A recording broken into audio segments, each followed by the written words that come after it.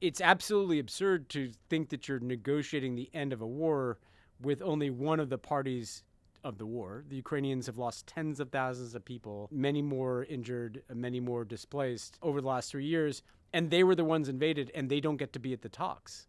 And the Europeans are the ones that have been supplying the weapons with us in larger numbers, if you add up the total number Right. of The weapons. EU plus member Yeah. states. Yep. We're just essentially saying our allies, our friends, and the people that were invaded are not allowed to participate in the peace talks that we're having with Russia. There was also this Telegraph report that the Trump people passed Zelensky, like basically a demand letter that said that the U.S. would get 50% of its recurring revenues from natural resources, meaning like minerals, rare earths, and seemingly maybe fossil fuels. It was described that Trump's demands would amount to a higher share of Ukrainian GDP than reparations imposed on Germany at the Versailles Treaty. For being invaded. And so we're basically telling a country that we've been helping stay alive after being invaded that they have to give us all of their wealth to what? To be invited to the negotiating table on how they're going to have their country dismembered and never have a security guarantee from the United States. I mean, this is cruel stuff. And I think to understand it, to pull back the lens here, what Putin believes in is that there's certain big powers that matter in the world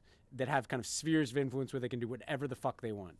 And those powers, by the way, don't include Europe. It's the United States and Russia and China, basically. And then maybe, the Saudis and Emiratis just because they have a lot of money. That's the world that Trump likes. He doesn't care about allies. He doesn't care about democracies. He fundamentally believes in a highly transactional world in which if he can get some oil licenses from Russia, he can literally run a bus over not just Ukraine, but all of Europe in the process. And the only thing that might keep him from running the bus back and forth over and over again is if Ukraine signs off all their mineral wealth to the United States. It's absolutely grotesque.